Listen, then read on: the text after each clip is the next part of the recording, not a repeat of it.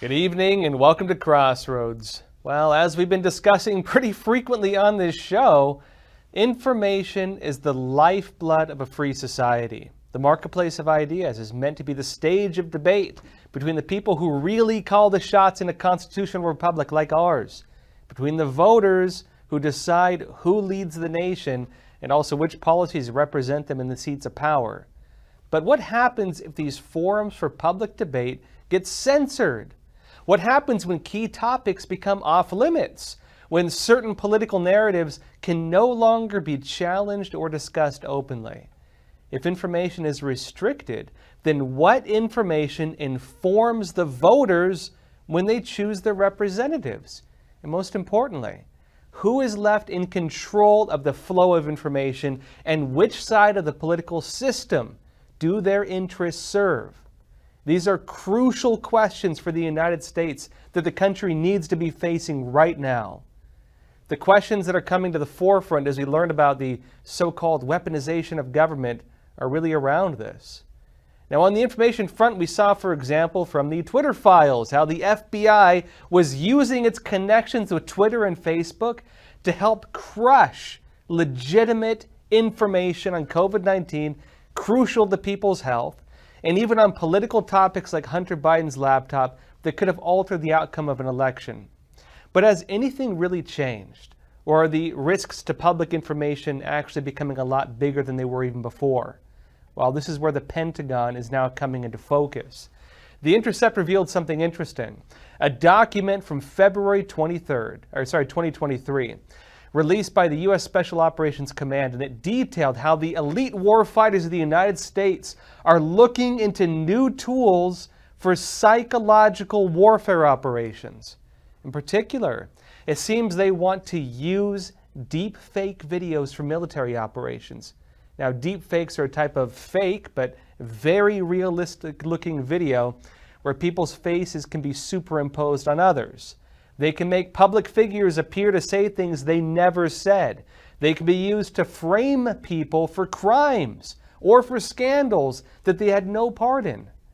And which types of tools the Pentagon has at its arsenals for this, things to counter disinformation or to create disinformation of its own, really, we still don't really know.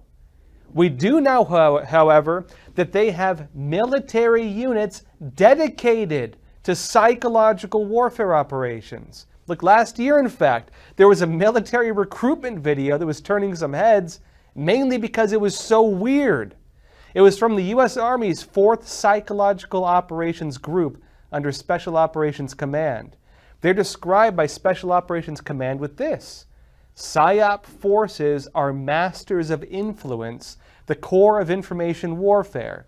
We conduct influence activities to target psychological vulnerabilities and create or intensify fissures, confusion, and doubt in adversary organizations. We use all available means of dissemination, from sensitive to high tech, to low tech to no tech, and methods from overt to clandestine to deception. This was the video they released last year. Let me show you. There is another very important phase of warfare. It has as its target not the body, but the mind of the enemy. The target of psychological warfare is against the enemy's mind. It is words and ideas. The ammunition used by PSYWAR.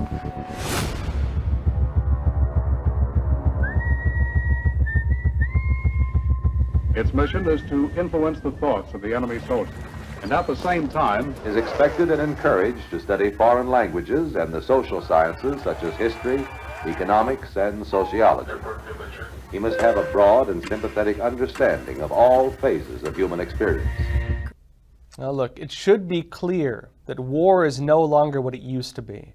We're no longer in this age like conventional guns and bombs and tanks. We're in an age now of total war, whole of nation warfare, unrestricted warfare, the short of war operations that push conflicts to the very boundaries of what would elicit conventional military response, but never cross that line. Some call it 5th generation warfare. It's the new way of fighting that bypasses the guns and tanks and bombs and goes straight to the hearts and minds of a target population.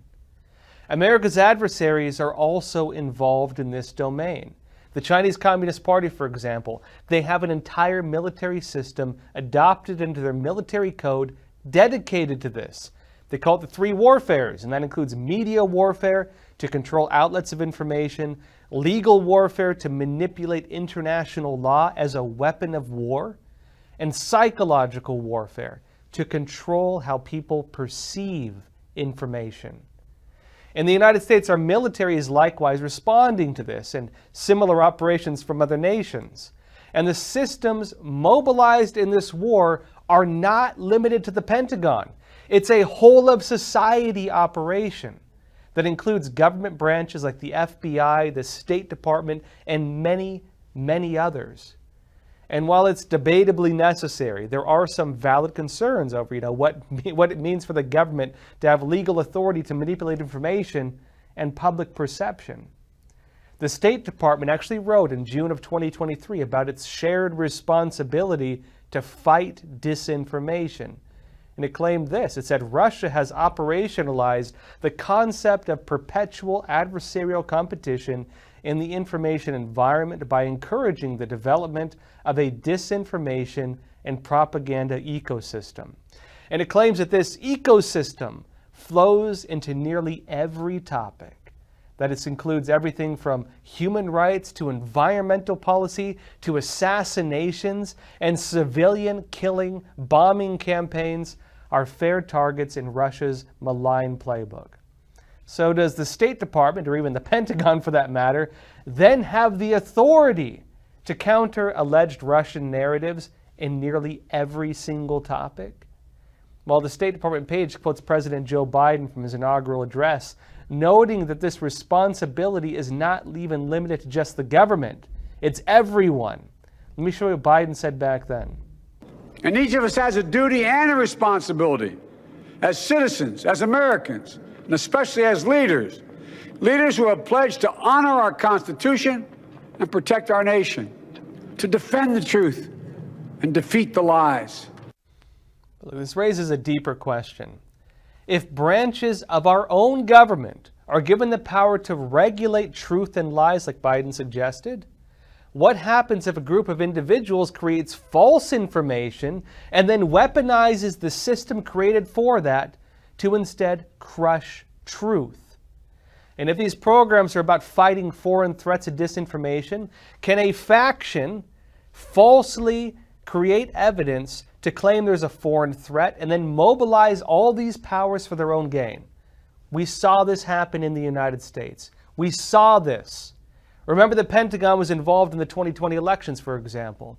Its involvement in the 2020 elections was motivated by the fake information spread by the DNC and the Obama intelligence community that Trump had colluded with Russia to influence the 2016 elections.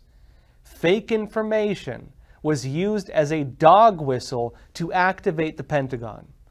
Time magazine actually reported in September of 2020 that the Pentagon's Cyber Command and the NSA, the National Security Association, formed a new unit called the Election Security Group.